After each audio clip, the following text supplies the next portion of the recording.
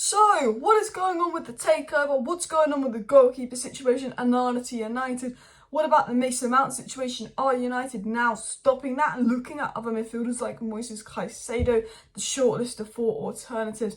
And what's going on in the general Man United transfer space? Rabiot not coming to United now. Elanga we're going to sell, but for like £10 million. Well, we're going to discuss all the latest Manchester United news, transfer and takeover news in today's video. Try and round it up into about 10 minutes. Now, with the Mason Mount situation, reportedly that was United's final bid that Chelsea rejected yesterday. Mason Mount is not happy with Chelsea for rejecting that bid. He thinks it's a fair offer. He's told Chelsea he will leave on a 3 next summer, and he is really pushing for the move. So if that is the case and he's got 1 year left on his contract and the player's pushing for the move, Chelsea are only asking for more out of United because they want to make more money out of us. And maybe United will walk away from that deal and pursue other people, and then they could get Mount on a free in the summer, because Mount is reportedly mad at Chelsea and not United. But enough of the Mount story. We're going to get into the takeover news. We're going to get into the Onana news, the other general news, and then a little bit more. So, what was said on the United takeover? So it was said from someone at Reuters who went on Stretford Paddock, said that Shakespeare's bid is viewed as slightly more favourable by the Glazers at this point. It looks pretty strong on paper.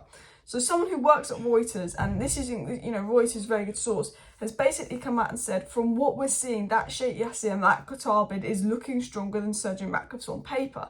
So right now, as it stands, if the Glazers have to make a decision, it's looking like unless Sir Jim does something, that Qatar bid is stronger. They also added this though. He said there's a chance that the Glazers might entertain another 11th hour bidding process where both bidders sort of raise the stakes again. That's the worrying thing, because what the Glazers are doing is they're getting everybody as far as they can in. They're doing the process to get Sir Jim on the verge of being done. They're doing the process to get Qatar on the verge of being done. Then they might just go to Qatar and Sir Jim, you're at the final stage now. All we need to do is sign it off to one of you. But to sign it off to one of you, we're going to invite you to bid again to see if they could get any more money. So I'm not going to talk too much into this, but maybe the Glazers are playing a game where they're going to get Sir Jim and Qatar really far along, get all the work done, try and make them put in another bid. And then if someone puts in another bid, they'll sign them off and make them the new owners. But it seems that right now Qatar's bid is stronger, so it would require Sergio Ratcliffe making an even bit bigger and higher bid for him to be the next owner of United. I mean, hopefully there'll be some clarity on the United owner situation pretty soon. And all I've got to say to this is it's a complete and utter disgrace. This was meant to be wrapped up by March. You told people it was going to be wrapped up by March.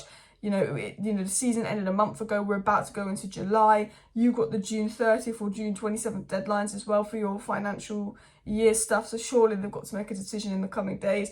Are they going to delay it even more? I don't know. It's not fair on anyone. It's not fair on Ten Hag. His transfer plans are being absolutely halted. It's not even fair on Arnold or Murta, who are useless at their job and need to be sacked, but they can't do much. But it's not fair on the 800 employees at Manchester United. It's not fair on Sergio Ratcliffe. It's not fair on Qatar. It's not fair on the fans. The Glazers could have sold the club months ago. They've delayed this deal because they're inviting another bid after another bid after another bid. They're not happy they didn't get the bidding war they wanted. Even though they've got good offers from Qatar and good offers from Sir Jim, they are greedy. They want to make more and milk even more money out of this club. And you know what, the Glazers, they say, oh, but Man United could be worth 10 billion in 10 years. You know what, take the guaranteed 3.5 billion you'll get from Qatar for your 69% stake, go put it in some index funds and you can have 10 billion in a few years. Be some smart businessmen, get out the club, give it to Qatar. You've milked us for 17 years. The transfer window is being ruined, plans are being ruined. People are worrying about their jobs, and you keep saying you're going to do something and you don't. You're lying to the sources, you're lying to the journalists, you're lying to everyone. Chelsea's takeover was done in a matter of months. It's an absolute disgrace that it's gone on for nearly 9 months. And you know what? I'm not shocked. This is classic Glazer behaviour. Delay, delay, delay. Do anything to make more money out of this club. The club they've taken $1 billion out in dividends. The club they put $1 billion in debt on. They cannot leave it at that. If it means they're going to make a couple more million, they will do it because they are greedy, narcissistic owners. And it's an absolute joke. And I tell you what, I hope they're not inviting other bids. If we don't hear any more about other bids, then it is going Qatar's way. But you never know. You can't put it past the Glazers to stay. Now, reportedly, it's come out that Ten Hag wants to sign players, but because of the Glazers, because of the takeover, he can get players. He's still got a bit of budget to spend, but the budget is very limited. Also, doesn't help that Murta and Arnold aren't very good at their job, can't sell players. So with FFP balances, with more funds balances, because we're not making a lot on outs, only $1 million for Sedan Iqbal, apparently less than 10 million for Elanga. We can only get a loan deal for Telles, and we can't even get 2 million for Bailly, which I think is absolutely crazy. When Chelsea are getting 65 million for Havertz, trying to get 60 million for Mount, got like all that money from Saudi Arabia, got 30-something million for Kovacic. I think it's absolutely crazy that Man United can't make any money from out. So apparently the budget is very limited, but we know where Man United want to spend this budget, and Man United want to spend this budget on Mason Mount, Andre Onana and a striker, but also are looking at other midfield options. If Ten Hag had his way, he'd be getting Declan Rice, he'd be getting Mason Mount, he'd be getting Harry Kane, he'd probably be getting Onana and Kim Min-jae. But unfortunately, Ten Hag is not getting his way because we don't have the budget and we don't have the team to do that. But interesting things were said on Andre Onana, and sort of sources suggesting this could be a done deal next week, this deal could be completed next week. It was said Andre Onana has never been closer to leaving Inter. Manchester United have already recently intensified talks for him. The figure of the sale was seen at 50 million euros plus bonuses, a figure United seem to be willing to pay. So that's probably only about 45 million pounds they're going to be willing to pay, which I think is a decent deal because goalkeepers really changed the way we play. It was also said in all likelihood, next week will be the one in which a deal for Andre Onana to Man United is closed. So reports from Italy, good sources coming out saying next week a deal for Andre Onana to United will be closed, completed. That is the feeling, De Gea is obviously out of contract end of June, first week of July, Onana to United, that is a done deal, that is closed.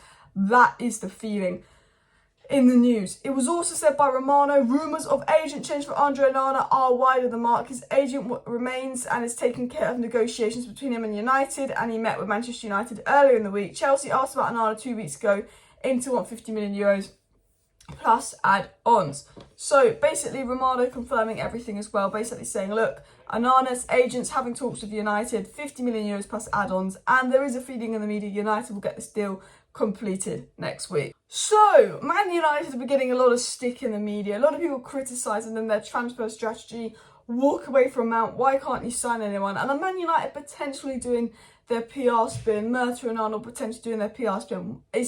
Or is this just a game saying they're going to walk away from Mount to try and scare Chelsea into believing we're going to walk away from Mount? But Chelsea know that we're rubbish at negotiations and know that we'll come back crying, begging them for Mount and paying the money, most likely. But this was said by Lucas. Manchester United have at least 4 other midfield targets to turn to if they walk away from Mount. Well-placed sources say any addition would be acceptable, but Mount has Erik ten Hag's preferences, and that sources say Murta has his hands tied due to United finances. There's a definite bidding structure to advance potential deals.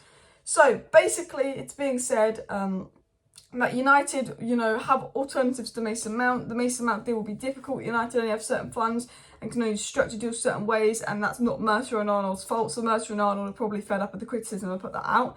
And I have said, look, Murta and Arnold need to go, they need to be sacked, but any negative energy needs to focus towards the Glazer owners. They're the biggest problem at this club by a country mile. They are holding back Murta and Arnold, who aren't good at their job, but they are being held back by that. But they keep talking about our 4 other targets to Mount. We'll go make an offer, go make a bid to one of our other Mount targets. Because even if we don't want to buy that player that is a Mount target, at least that scares Chelsea into thinking, okay, they're actually looking at Mount targets. Because Chelsea know we're just going to come back begging for Mount. If we start actually making bids and offers for other targets and say, oh, we'll get Mount on a free in the summer, Chelsea are like, no, we can't lose him on a free. We need, for our FFP and all of this, we need the money for him. And Chelsea will go, yeah, you know what, we're going to accept that bid. That's what they will do. They'll go, you know what, we're going to set that bid. Because if it's Liverpool, if it's Man City, if it's any other club, Chelsea would have accepted that bid. They know because it's United and we pay stupid money. I don't know if we're going to accept that bid. What else was said regarding midfielders, though? Who could these alternatives be? I believe it's Moises Caicedo, Declan Rice, Lavia, and of course Rabiot, because this was said in the news today. Manchester United retain an interest in Declan Rice and has discussed how possible it is to sanction a deal. A new Adrian Rabiot state Juventus is getting closer and closer. So, Man United might not be getting a Rabiot on a free, which I thought was something that could happen. Obviously, as July approaches, we'll find out what happens with that. We've not actively been pursuing him, but we know that United are interested in that. But they're saying, look, United are interested in the Declan Rice situation. My priority would be Moises Caicedo. But look, walk away from Mount and go for Declan Rice. Go all in because he can play next to Casemiro. Then he can move into the Casemiro role. We can bring a Mount on a 3. For me, United need to just go, you know what? Walk away from Mount. Go make a bid on another midfielder because I guarantee you, Chelsea would then accept that Mount bid, start worrying, and we'll get Mount for the right price. Learn. Smash your like, smash the subscribe. We'll be back later tonight with some more news and stories. See you then. Bye.